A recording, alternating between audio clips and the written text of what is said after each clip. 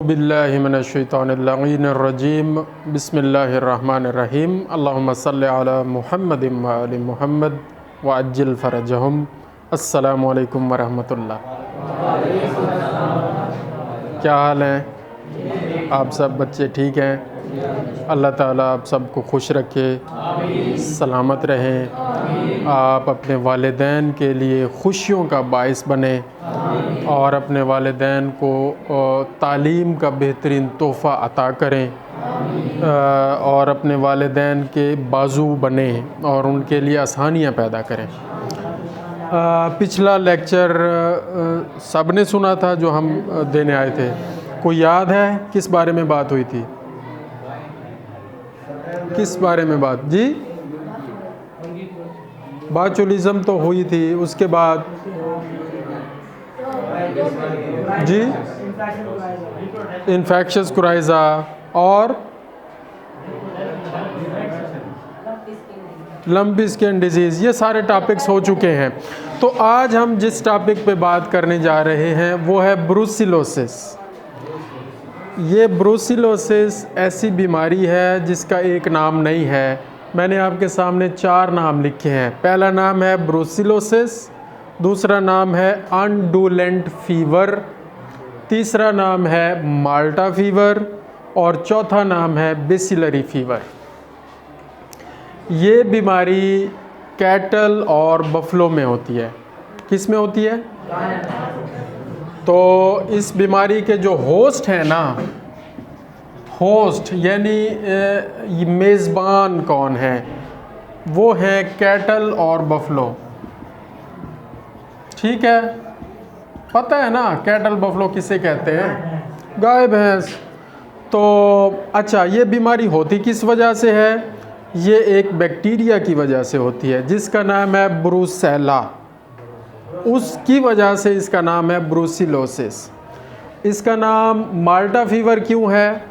क्योंकि ये सबसे पहले एक मुल्क का नाम है माल्टा, वहाँ से ये दरियाफ्त हुई, वहाँ पता चला कि ये एक बीमारी है।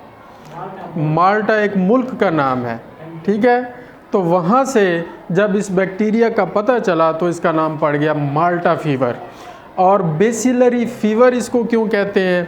क्योंकि ये एक बैक्टीरिया है जिसको कहें ना इटियोलॉजी या कॉज ऑफ द डिज़ीज़ का सबब क्या है, तो वो मैंने आपको बताया ब्रुसेला। ये क्या है? ये एक बैक्टीरिया है और बैक्टीरिया जब हम माइक्रोस्कोप के नीचे देखते हैं तो उसकी शक्ल नज़र आती है एक रॉड की तरह। माइक्रोस्कोप के नीचे ये रॉड नज़र आते हैं। और कौन से रॉड नज़र आते हैं? ग्राम नेगेटिव रॉड्स नज़र आते हैं। ये बैक्टीरिया 2 तरह के होते हैं, ग्राम पॉजिटिव बैक्टीरिया और ग्राम नेगेटिव बैक्टीरिया। आपने सुना ही होगा और एक दफ़ा मैंने बताया भी था कि बैक्टीरिया को जब स्टेन करते हैं ना, ग्राम स्टेनिंग करते हैं, तो 2 तरह की इसकी रिज़ल्ट आते हैं। या वो ग्राम पॉजिटिव हो जाते हैं या ग्राम नेगेटिव हो जाते हैं। जो ग्राम नेगेटिव होते हैं और लंबे होते हैं, रॉड की शक्ल के होते हैं, उनको कहते हैं बेसिलाई। रॉड का मतलब है बेसिलाई या बेसिलस। बेसिलस को रॉड कहते हैं। तो इस वजह से ये बेसिलरी फीवर कहलाता है कि ये रॉड शक्ल के बैक्टीरिया होते हैं। और माइक्रोस्कोप के नीचे जो ग्राम नेगेटिव बैक्टीरिया होता है वो किस कलर में नज़र आता है? पिंक कलर में नज़र आता है। माइक्रोस्कोप होती है ना, कैसे होती है? इस तरह की होती है। यहाँ एक लेंस लगा होता है, एक लेंस यहाँ लगा होता है, यहाँ पर एक स्लाइड होती है, ठीक है ना जी। तो इस जब यहाँ से हम देखते हैं तो यहाँ पर जब कुछ सैंपल देखते हैं 40x के नीचे या 100x के नीचे, तो यहाँ पर जो बैक्टीरिया हमें नज़र आते हैं छोटे छोटे, वो पिंक कलर के ग्राम नेगेटिव रॉड नज़र आते हैं। ये ब्रुसेला की हम बात कर रहे हैं, बैक्टीरिया की। इसी तरह और भी बहुत सारे ऐसे बैक्टीरिया हैं जो ग्राम नेगेटिव हैं, वो भी पिंक कलर के नज़र आएंगे, लेकिन कुछ गोल होते हैं। जो गोल होंगे उनको कोकाई कहते हैं। कोकाई। तो जो राड शक्ल के होते हैं वो नहीं, वो बेसिलर ही होते हैं, बेसिलस। और जो गोल होंगे इस तरह बैक्टीरिया, उनको कहेंगे कोकाई या कोकस, ठीक है। और कुछ ऐसे होते हैं जो ऐसे होते हैं, विब्रियो, इस तरह कर्व शक्ल के होते हैं, उनको कहते हैं विब्रियो। ये शक्ल मुख्तलिफ जो होती है ना बैक्टीरिया की, उसकी बुनियाद पर इनके नाम हैं। और जो स्टेन हम करते हैं माइक्रोस्कोप के नीचे, और वो अगर पिंक नज़र आए तो उनको हम ग्राम नेगेटिव कह देंगे, अगर वो पर्पल नज़र आए तो उनको ग्राम पॉजिटिव कह देंगे, ठीक है। तो अगर कलर की बुनियाद पर नाम देना है तो पिंक नज़र आएंगे तो हम कहेंगे ग्राम नेगेटिव है, और अगर वो पर्पल नज़र आ जाएं वो ग्राम पॉजिटिव होंगे। बात समझ आ रही है? लेकिन इनको अगर कलर की बुनियाद पर हम ना देखें और सिर्फ उनकी शक्ल देखें, गोल हैं या लंबे हैं या कर्व नुमा हैं, तो उसकी बुनियाद पर जब हम उनको नाम देंगे तो फिर वो बेसिलस होंगे या कोकाई होंगे या फिर विब्रियो होंगे या फिर स्पाइरेला होंगे। स्पाइरेला भी होते हैं, वो स्प्रिंग नुमा होते हैं, कुछ तकरीबन इस तरह के होते हैं। अब मैं ज़्यादा अपना इल्म नहीं झाड़ना चाहता, मुझे ख़ुद भी नहीं पता ज़्यादा, ठीक है जी। तो हम बात कर रहे हैं ब्रुसिलोसिस की, जो होती है ब्रुसेला बैक्टीरिया की वजह से। और ये बैक्टीरिया मैं आपको बताऊं कोई एक किस्म का नहीं होता, इसकी कुछ 4 किस्में बड़ी मशहूर हैं। और ये तो लिखना बंद हो गया है, कोई लिखने वाला मार्कर एक और ले आओ बच्चे। अच्छा, जो 4 किस्में इसकी मशहूर हैं, आप सुन रहे हैं, सारे गौर कर रहे हैं? मैंने आपको बताया ये बैक्टीरिया जो बीमारी करता है उसके 4 नाम हैं, वो तो उसके नाम क्यों हैं वो मैंने बताया। अब इस बैक्टीरिया की 4 किस्में भी हैं। एक किस्म का नाम है ब्रुसेला एबॉर्टस, दूसरी किस्म का नाम है ब्रुसेला मेलिटेंसिस, तीसरी किस्म का नाम है Brucella, thank you, canis, Brucella abortus, Brucella melitensis, सुन लो, और ब्रुसेला कैनिस। एक और भी है ब्रुसेला सुइज, एक और भी है जिसका नाम है ब्रुसेला सुइज, ब्रुसेला सुइज, ये कैनिस है। अच्छा, ये जो ब्रुसेला एबॉर्टस है, ये गायों भैंसों में एबॉर्शन करता है, हमल ज़ाय करवाता है। जो जानवर प्रेग्नेंट होता है उसका बच्चा ज़ाय हो जाता है। अक्सर आप देहाती बच्चे हैं, आपको पता है, आपके पास गायें भैंसें वगैरह आपने रखी हुई हैं, आपके बड़ों ने रखी हुई हैं। तो कोई गाय या भैंस जब 5 महीने के बाद, गबन होने के बाद, हमल उसका 5 महीने जब हो जाता है, उसके बाद अगर वो एबॉर्ट कर जाए, अबॉर्शन हो जाए, उसमें ख़तरा होता है कि ये बैक्टीरिया आ गया था जिसकी वजह से अबॉर्शन हुई है। ब्रुसेला एबॉर्टस आ गया था उसके अंदर। इसकी वजह से क्या होता है? एबॉर्शन, हमल ज़ाय हो जाता है, साकित हो जाता है। अच्छा, सबसे अहम बात यह भी है कि ये बैक्टीरिया न सिर्फ गायों भैंसों को नुकसान देता है बल्कि ये इंसानों को भी लग जाता है। इसलिए इस बैक्टीरिया को या इस बीमारी को ज़ूनोटिक डिजीज़ कहते हैं। ज़ूनोटिक डिजीज़ वो बीमारी होती है जो जानवरों से इंसानों को लग जाती है, तो वो ज़ूनोटिक डिजीज़ होती है। जो बंदे गायों भैंसों का दूध दोहते हैं, किन किन को ये बीमारी लग सकती है? प्री डिस्पोजिंग फैक्टर कौन कौन से हैं? कौन कौन से लोग ख़तरे में ज़्यादा हैं इस बीमारी की वजह से? जो लोग भैंसों का, गायों का दूध दोहते हैं, दूध दोहने वाले जो लोग कसाई हजरात हैं वो, और जो गायों भैंसों को चारा वगैरह डालते हैं, और खुदा न खास्ता अगर कोई जानवर एक्सपायर हो गया है उसका गोश्त बनाते हैं, उसकी सफाई करते हैं।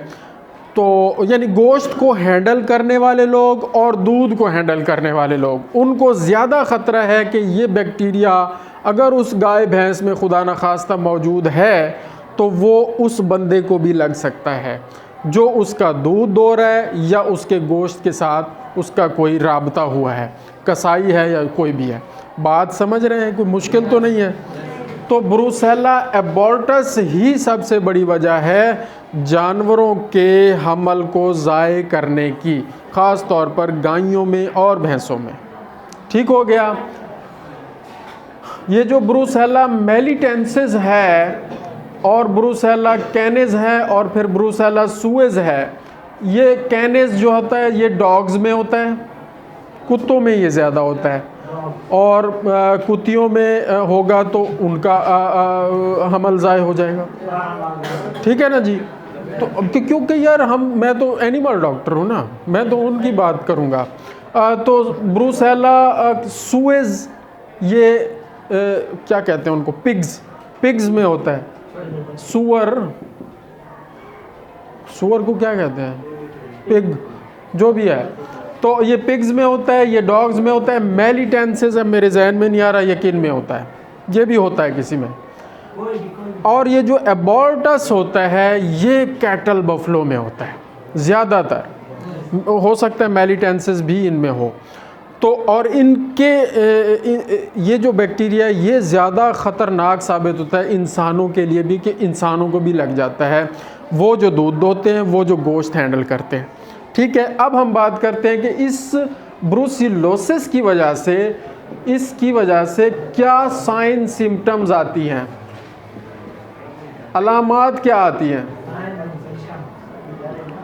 सबसे पहली अलामत क्या है जी, गायों भैंसों में हो गया है या इंसानों में हो गया है ये मसला ब्रूसिलोसिस का। सबसे पहली अलामत जिस्म दर्द शुरू हो जाता है, पेन, और बड़ा ख़तरनाक पेन होता है, और इतना पेन होता है कि उसकी वजह से नींद उड़ जाती है, इनसोमनिया, नींद का उड़ जाना, नींद उड़ जाती है, इतना ख़तरनाक पेन होता है इस बैक्टीरिया की वजह से। और ये पेन एक तो पूरे बॉडी में होता है, उसकी वजह से नींद उड़ जाती है। और ये जो जोड़ होते हैं ना, जोड़, इन जोड़ों में बहुत ज़्यादा दर्द होता है। जिस अक्सर लोगों में हमने शिकायत सुनी है, ओ जी गंठियावा हो गया, ओ भाई गंठियावा चेक कराओ, ब्रूसेला तो नहीं है। ब्रूसेला की वजह से भी ये हो सकता है। तो जोड़ों का दर्द, जॉइंट पेन, और जॉइंट पेन के साथ साथ बहुत तेज़ बुखार, इंसानों में भी 104-5 और जानवरों में भी 106 डिग्री फ़ारेनहाइट तक ये बैक्टीरिया बुखार कर सकता है।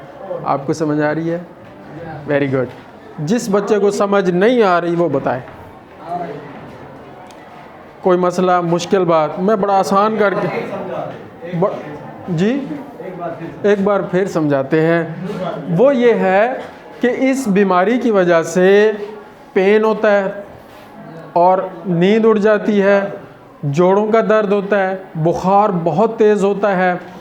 और जनाब अगर औरत के अंदर ये जरासीम चला गया है जानवरों से, औरतें भी तो दूध दोती हैं, अगर खुदा न खासा चला गया है, या वो डॉक्टर जो कि जनाब आया है किसी जानवर का वो जेर निकालने आया है या कोई अंदर चेक करने आया है, और जी फल चेक कर दो जिंदा है या मुर्दा है, फल खड़े या कहीं नहीं खड़ा, सुज गए या पानी पै गए या क्या थी गए, उन लोगों को भी ख़तरा होता है कि ये ब्रूसेला वहाँ से इनको लग जाए, खुदा ना खास्ता। और वो कसाई जो कि ज़िबा करते हैं और गोश्त बनाते हैं और खल छल उतारते हैं, उनको भी ख़तरा है। हाँ, वो लोग भी जो इस गोश्त को काट के छोटे छोटे डब्बों में पैक करके बेचते हैं, अगर पैकिंग सही नहीं हुई तो ये बैक्टीरिया उसमें भी चला जाएगा। अगर कुकिंग सही नहीं हुई, पकाया ठीक नहीं गया, तो ये बैक्टीरिया अंदर रह जाता है और ये जो भी खाएगा उसके अंदर चला जाएगा। अगर औरतों के अंदर ये बैक्टीरिया चला गया तो उनमें क्या करेगा, उनका भी हमल ज़ाय हो जाएगा। अक्सर ख़वातीन में 18 की बीमारी या इस तरह की सुनी होती हैं जी, ये मसला होता है, ब्रुसेला का मसला होता है अक्सर। और अक्सर मर्द हजरात बेचारे जो इस तरह की हैंडल करते हैं, उनमें भी बच्चे नहीं हो रहे जी, चेक कराओ, ओ यार इनोवी को मसला है, तो उनको भी ये मसला हो सकता है। तो मर्द और औरत दोनों के लिए ये ख़तरनाक जरासीम है।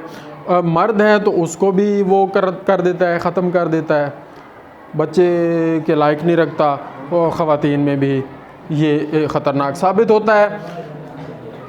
बड़ी अहम बात, ये सारा मसला, अब हमने इसका हल क्या करना है, ट्रीटमेंट क्या है, कंट्रोल क्या है, आपको समझ आ रही है? ट्रीटमेंट कहाँ लिखे, यहाँ लिख देते हैं, ट्रीटमेंट और कंट्रोल। भाईजान जो भी कंट्रोल है वो ये है कि जो कसाई हजरात हैं वो अपनी सफाई का ख्याल रखें, गोश्त को हैंडल कर रहे हैं तो उसके फ़ौरन बाद नहाएं धोएं, और दस्तानों का भी अगर इस्तेमाल कर सकते हैं तो करना चाहिए। हाइजेनिक कंडीशंस अपनी मेंटेन रखें। आप दरमियान में आ जाए, हाइजेनिक कंडीशंस अपनी मेंटेन रखें। जो भी मिल्क को हैंडल कर रहे हैं, दूध दोने वाले हैं, सप्लाई करने वाले हैं, दूधी हज़रात हैं, जानवरों के साथ चारा डालने वाले हैं, उनको ज़िबा करने वाले हैं, उनका गोश्त पहुंचाने, सबको अपनी सफाई का ख्याल रखना चाहिए। और दूसरी बात यह है कि जिस जानवर को ये मसला हो रहा है और वो 5-6 महीने बाद उसका हमल ज़ाय हो जाता है, उसका चेकअप करवाएं, उसका लेबॉर्ट्री से चेकअप करवाएं। और लेबॉर्ट्री से कैसे चेकअप होगा, अगर वो एक तो अबार्शन होने के बाद बाज़ औक़ात जानवर दूध भी शुरू कर देता है, 6-7 महीने बाद अबार्शन हुई है, बच्चा तो ज़ाय हो गया लेकिन दूध भी आना शुरू हो जाता है, उस जानवर का दूध लेके लेबॉर्ट्री से चेक करवा लें तो पता चल जाएगा इसमें ब्रुसेला है, क्योंकि ये बैक्टीरिया दूध में भी आता है। ठीक हो गया। और जो और ब्लड से भी आप इसको चेक कर सकते हैं, और इसकी सारी लेबॉर्ट्री से मतलब इसका सैंपल लेके चेक करवाएं। कंट्रोल कैसे करेंगे, कंट्रोल मैंने आपको बता दिया। ट्रीटमेंट कैसे करेंगे, हमने आपको बताया कि साइन और सिम्टम में पेन है, इंसोम्निया है, फीवर है, तो पेन ख़त्म करने के लिए एंटीपायरेटिक दें। एंटीपायरेटिक में सबसे अच्छा मिलॉक्सिकेम है। पेन ख़त्म, और एंटीपायरेटिक के साथ एंटीपायरेटिक फीवर को भी ख़त्म करेगा, ठीक है। और एंटीबायोटिक्स भी इस्तेमाल करवाएं, इंजेक्शन। एंटीबायोटिक में सबसे अच्छा एंटीबायोटिक तो इन्होंने बताया ही नहीं है। अच्छा एंटीबायोटिक इसमें पेनिसिलिन ग्रुप भी अच्छा है, या इमॉक्सिसिलिन ग्रुप, या एनरोफ्लॉक्सासिन ग्रुप।